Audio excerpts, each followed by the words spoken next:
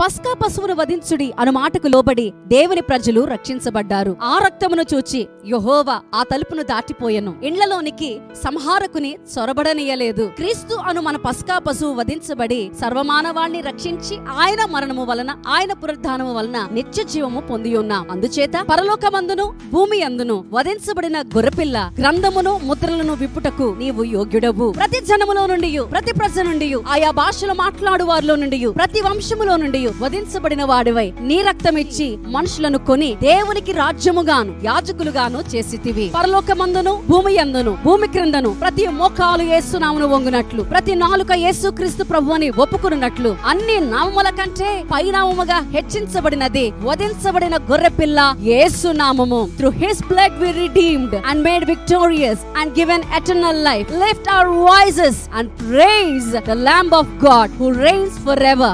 Shalom.